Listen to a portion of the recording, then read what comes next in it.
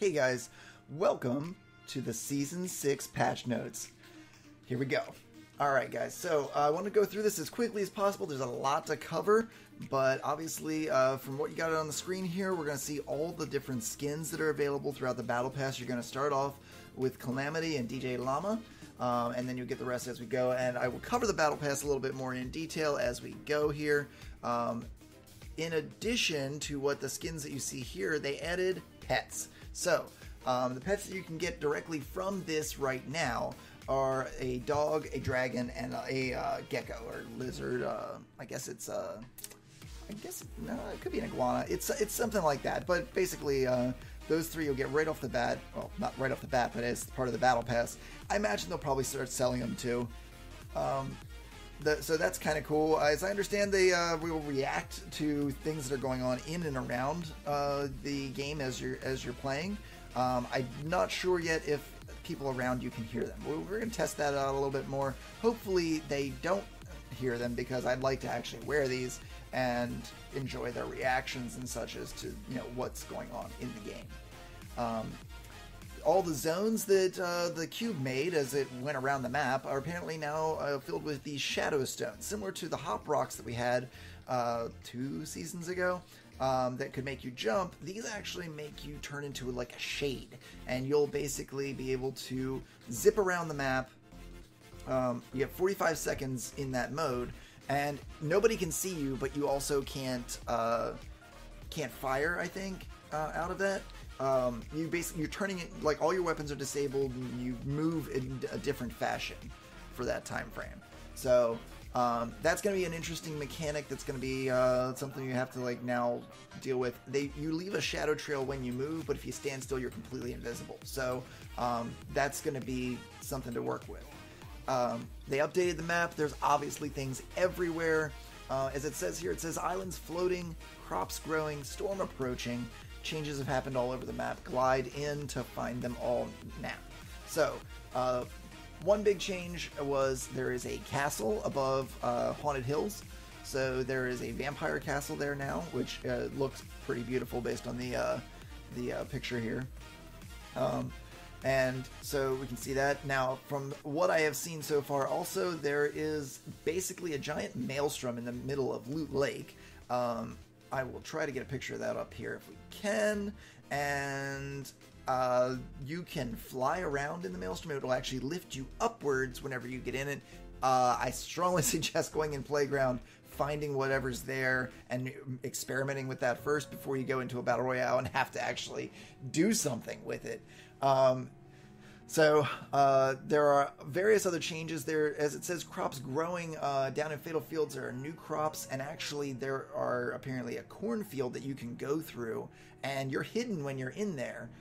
You can't even see the guys if you're right next to them. However, you can chop it down too and get wood. So it's worth going and exploring all over the map to see what changes have happened.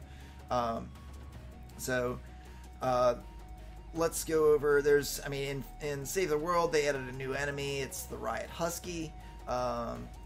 Basically, it's going to have a Riot Shield on there. And there's also additional XP during that time. During this time, it's the Cram Session still. I guess that's coming up just because they're still finalizing a few things. But let's go over all of the different changes. In Battle Royale, we got general performance. They fixed a rare crash that occurred taking focus off the game, such as alt-tabbing, and then bringing back focus into the game. Shouldn't really affect us too much for our gameplay on Xbox, but on PC, that's probably where you're going to hit. Reduced hitching on Mac caused by graphical allocations. Simple stuff there. Known issues is audio. The sound effect for eliminations is the same sound effect used for rotating structures while in build mode. So apparently that glitched in some fashion. Okay.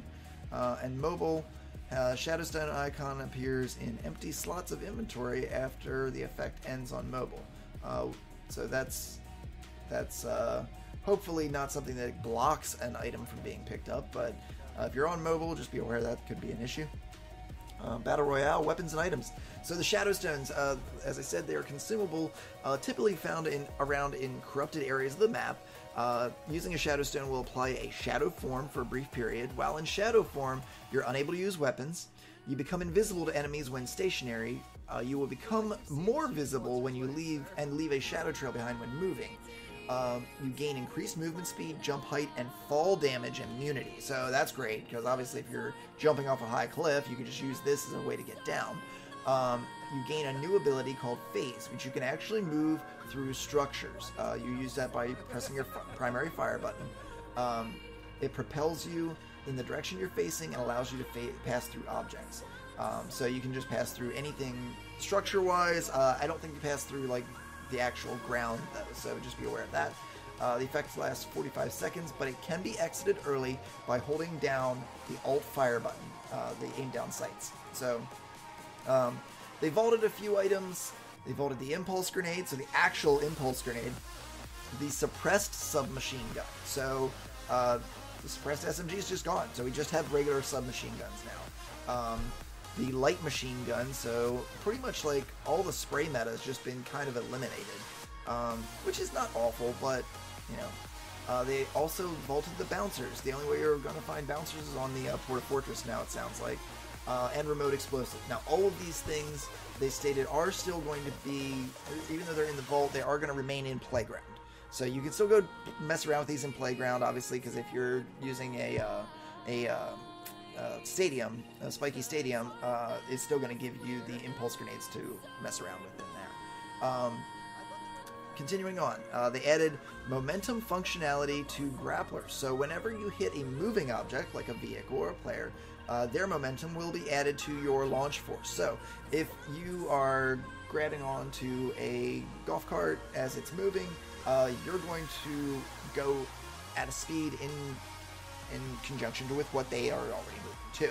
So this only happens when the momentum would be a net gain. You can't lose momentum by doing that. The grappler charges were reduced from 15 to 10, which is good because obviously it was really, really busted to have 15 charges and you didn't have to use a lot of them. So double barrel damage was reduced. So the double barrel got a nerf. It was 143 and 150 respectively for the blue and purples.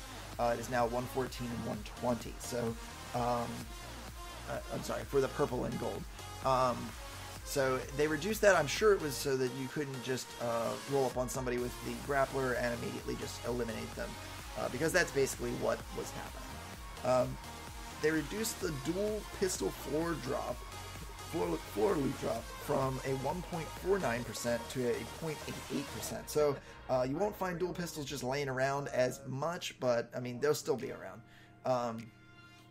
Bug fixes. So players will no longer be launched with greater force than intended using a grappler in a vehicle, which is kind of what we already discussed with that. But I mean, you won't randomly just get thrown across the map, which is some of the clips that I've seen have actually had that, so that's good. Using a grappler while using a launch pad will no longer cause inventory functionality issues. I have no idea what happened with that, but I'm glad it stopped. The top half of player's model will no longer clip through walls when using the grappler while crouched. No idea. Like, I never tried that, so I never even knew that existed. They fixed a visual issue that could cause the plunger to be visible on the grappler while the projectile is active. So basically, you'd be firing a plunger or be firing the grappler, and it would still show the plunger. Whatever. That's minimal in my opinion. Players are no longer prevented from changing equipment when firing the grappler while switching weapons. So basically, if you're firing and switching, you should be able to do that. So apparently there was an issue where you couldn't change while firing the grappler, which is kind of important, I guess, if you're trying to like launch up on somebody and rush them. Adjusted the timing of the heavy sniper reload animation to match more closely to when the bullet is reloaded. So apparently that was a little bit off, and thus might have created a point where you thought you were reloaded and you weren't, or vice versa. Reduced the amount of force applied when shooting a vehicle with a shotgun. Maybe they'll stop vehicles from, like the golf cart, from flying and spinning everywhere. New locations, as I said, there's the floating island, the corrupted areas, the cornfields, the haunted castles, and it says drop in to find the rest in game. So I'm guessing there are a bunch of things. From what I hear, there's a house in Wailing Woods. We'll have to explore that at some point. Custom controller bindings. Choosing your configuration has changed to a selector on the left side of the menu. After selecting custom, the right side of the menu becomes buttons that are selectable. When a button is clicked, it opens a list of actions that can be assigned to that button. Mode selection, combat build, has changed to selectable by triggers. So when in either combat or build mode, the actions for that mode and the actions that span between modes will appear in the actions list to select from. I think that's gonna require some working with to figure out what exactly is involved with that. But custom controller bindings is a nice thing. It might make it so that you can do certain things that you couldn't do on console, where you can basically get yourself up to par with some whatever you want to do. That's what I'm trying to get at. Whatever you want to do with your controls, you can do now. On console also, input-based matchmaking. So players using a keyboard and mouse on PlayStation will now be put into PC matchmaking pool. So if you were getting all cheaty with your keyboard and mouse and getting wins because of it, you're now going to be a little bit nerfed on that. And if you think you're like, oh, I'm just gonna start with a controller and then I'll switch to my keyboard, that's not gonna work. So if you start matchmaking with a keyboard and mouse, and then you'll be queued into the PC matchmaking pool, and then if you switch to controller, you're in mid-match, that's completely fine. However, if you start matchmaking with a controller and then you decide to try and connect a keyboard and mouse, it's not going to work. You'll be unable to switch to it. It won't function for you. PC players are completely unaffected by this change. You'll still be in PC matchmaking queue if you connect a controller on PC. That's completely fine. Storm Circle changes. These are pretty huge. So Safe Zone number 4, the wait time was reduced. Everything had a wait time reduced, and shrink time increased. So wait time reduced from 90 seconds to 80 seconds, so just a 10-second drop there, and your shrink time was increased from 60 seconds to 70 seconds. So you have a little extra time to run in. However, you have to move faster out of the time. Safe Zone 5, wait time reduced 90 seconds to 70 seconds. Shrink time increased from 40 seconds to 60 seconds. So basically, the drop was equal to the amount of the increase on each. Safe Zone 6, wait time reduced from 60 seconds to 30 seconds. Shrink time increased from 30 seconds to 60 seconds. Safe Zone 7, wait time reduced from 45 seconds to 20 seconds. Shrink time increased 25 seconds to 50 seconds. Radius was increased from 1250 to 1650. So you have a little bit bigger safe zone on 7. Safe Zone 8, wait time reduced from 30 seconds to 15 seconds. That's so ridiculous. Shrink time was increased from 25 seconds to 40 seconds. And radius increased from 625 to 1090.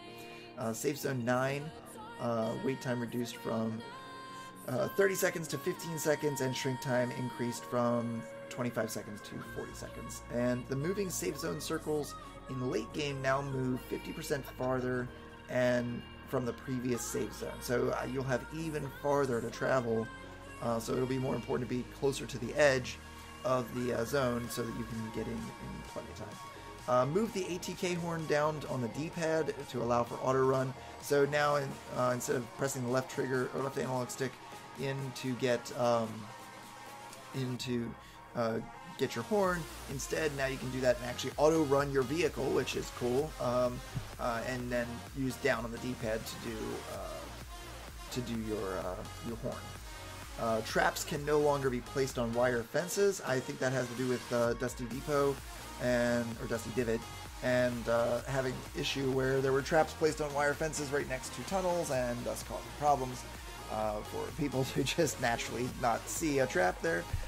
You can now build through shopping carts. That was a big issue. If you had a shopping cart vehicle that you were working with, the shopping cart would prevent you from building anything whatsoever.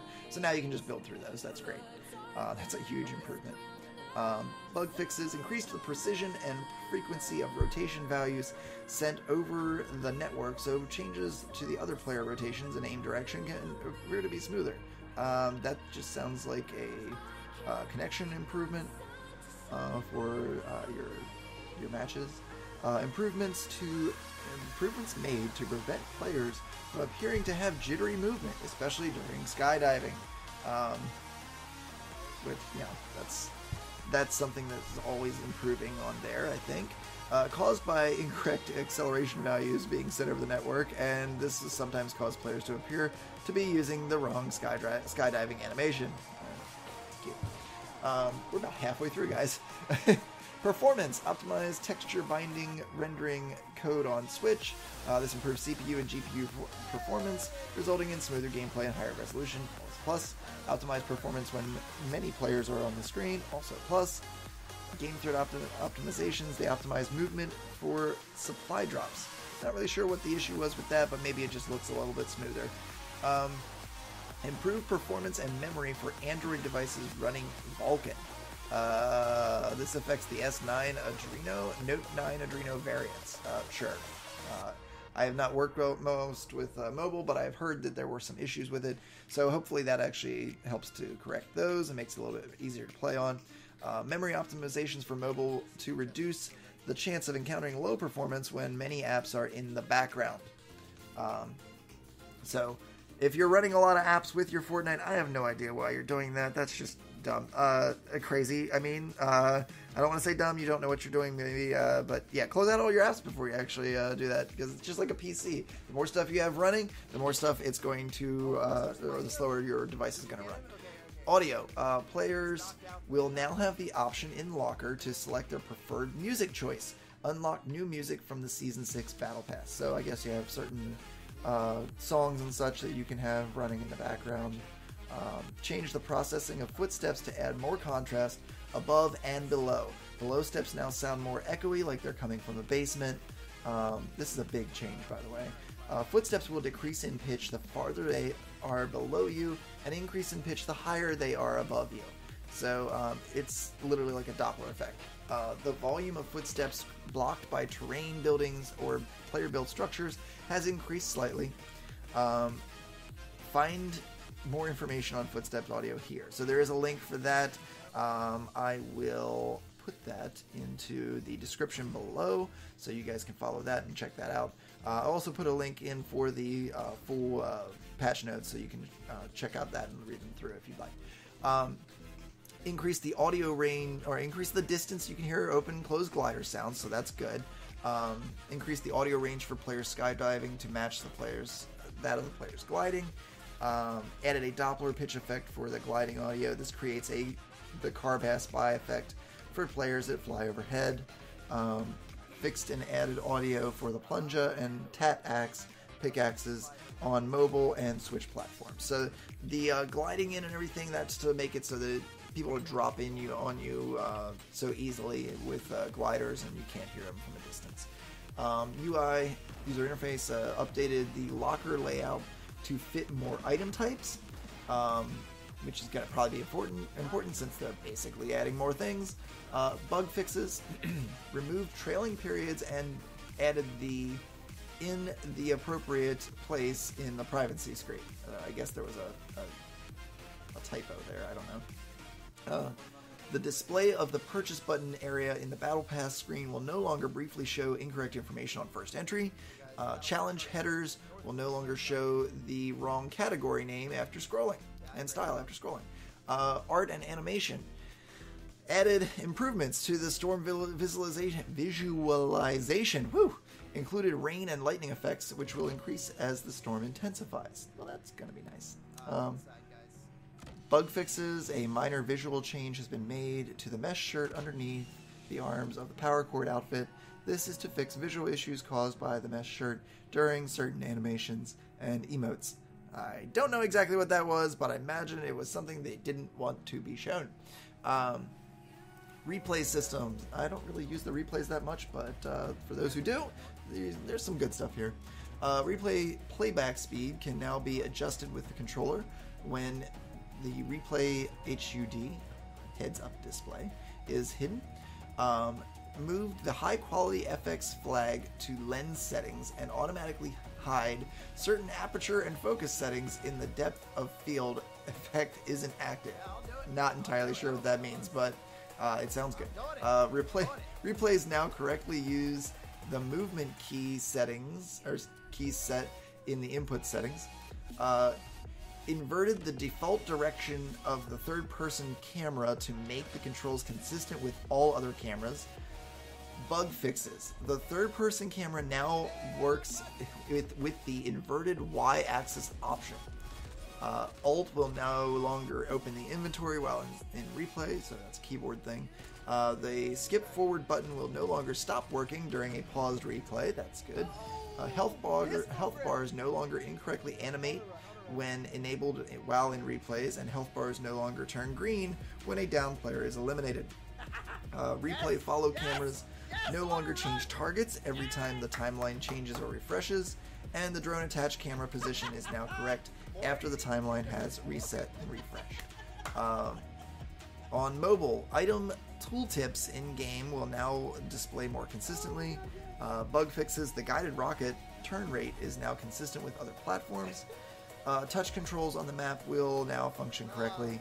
Video settings now display correctly on the Note 9. Whew! That's all for Battle Royale. Now to save the world. Oh my lord, so many. Alright, so general, enabling multi-factor authentication on your Epic account, which a lot of us already did for the Boogie Down dance, will now grant the following rewards in Save the World. It will grant 50 armory slots, 10 backpack slots, happy about that one, and 1 legendary troll stash llama. All really, really nice. So that's a nice little bonus if you do that, so I definitely suggest doing that if you haven't already. Mission and systems. Level up and evolve your favorite items during the cram session mini event. Mini boss mission alerts are active and up to 10 can be completed per day. That's huge because normally you can only do up to 3. For the duration of the event, mini boss mission alerts will drop 2 XP. Evolution material, perk up rewards instead of 1. Mini boss mission alerts will drop gold instead of tickets. Mini boss mission alerts will not drop heroes, schematics, survivors, mini llamas, transform keys, or V-Bucks during this event. Now that kind of stinks because this is one of the ways you got V-Bucks. Added 4 quest lines, each of which has 10 stages that grant increasingly better one-time rewards upon completion. Hero, schematics, survivor XP, evolution materials, perk ups, and gold. Has repeatable quests that award elemental perk ups, reperks, and evolution materials. XP and evolution materials granted by mini boss alerts will now scale up more smoothly with mission difficulty. So that's good. The higher that you are in your mission difficulty, the better chance you have of getting better things from the mini boss missions. So that's great. Performance, fixed a hitch when equipping an ability that uses a placement indicator. Fixed a hitch when the pickup message appears. Fixed a hitch when fixed a hitch caused by equipped item widget. I don't know. Fixed a hitch related to hero feedback audio. Fixed a hitch in the initial tutorial level. Well, don't worry about that anymore, but if you just picked up Save the World, then you might. Fixed a hitch during the first Storm Shield events. Also heroes. The event store will now feature Mega Base Kyle for the duration of cram session. Not sure with Mega Base Kyle, but I'm pretty sure he might actually be one of the mythic characters. If it is, we gotta get that. Bug fixes. Fixed an issue where Outlander abilities continued to gain the benefits of charge fragments after they were depleted. Not sure which abilities, but cool. I guess that's better. Movement speed percentages are now consistent between Smoke Bomb ability tooltip and up in Smoke perk tooltip. I'm not too sure. I don't really use ninjas, but I'm sure that's something effective for that. Fixed some inconsistency in constructors. Tooltips for firewall, hyper-threading, supercharged plasma, and grease the wheel. Weapons and items. Added Rat-Tat-Tat machine pistol to weekly store. Rat-Tat-Tat is a fast-firing automatic pistol, extremely effective at hip firing and close-range encounters. It's available until October 3rd at 8 p.m. Eastern Standard Time. The weekly store will also feature some returning items from during cram session. The hydraulic pulverizer hammer is back this first week. The pulverizer delivers a high knockback with slow swing rate, and has a heavy smash attack that knocks back nearby foes. Also available until October 3rd at 8 p.m. Crosshairs on the HUD will now more clearly indicate when a ranged weapon has perfect aim. Bug fixes that fix the crafting time of the Wraith to be the same as other legendary weapons. Fixed leap attack not triggering vibration on controllers. Fixed leap attack not displaying launch visual effects. Fixed some lootable objects being invisible, such as tin cans and baking containers. I definitely have found that. Fixed an issue where weapon elemental effects wouldn't be visible to other players. Fixed visual effects for the bowler, sometimes not displaying for multiple bounces in quick succession. Gameplay: when enemies attack player-built structures from close range, a red outline of the enemy will be visible through the wall, making it easier for players to spot them. Fixed several issues where players couldn't place certain player-built structures on some sidewalk areas. Enemies: new Riot Husky enemy added. The Riot Husky carries a refrigerator door that will block most player attacks from the front. The Riot Husky will bash players with his refrigerator door. The Riot Husky will be able to spawn with elemental modifiers. Okay, so it can be a fire Riot Husky, fire Riot, freeze Riot, whatever. User interface: the unopened llamas pop up on the loot tab now lists the name of each unopened llama. Okay. Oh, okay. Like in your store. I was thinking in the game. Added the option to show network data stats to the HUD, so that if you're lagging, you'll be able to see it now. Yay.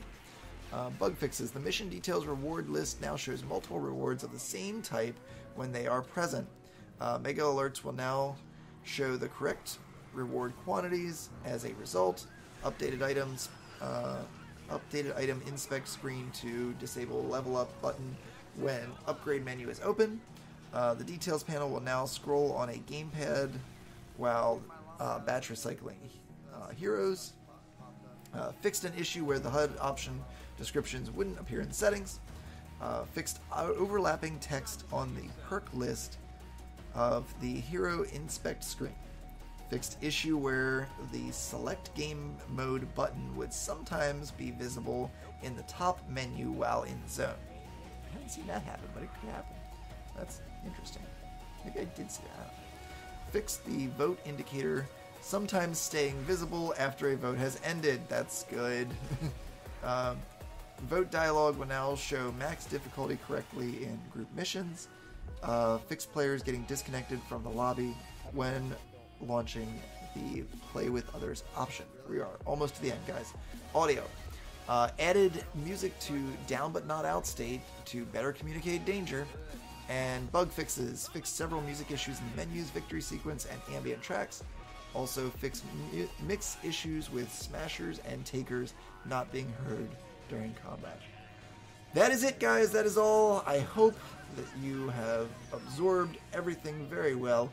If not, like I said, I'm going to put the links for the changelog and also the information.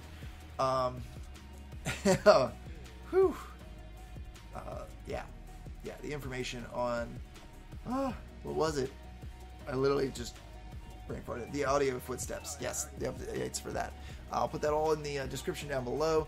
And guys, if you want to join in on the gameplay and action, we're here every Monday, Tuesday, 9 p.m. until midnight, Wednesday, 2 p.m. until 5 p.m., and Saturdays, 9 p.m. until 1 a.m. or later, all depending on my schedule for the following day. And all my links to all my social media and viewing outlets are listed in the description as well. Thank you, guys. Have a great day. Enjoy the new season, and we'll see you on stream.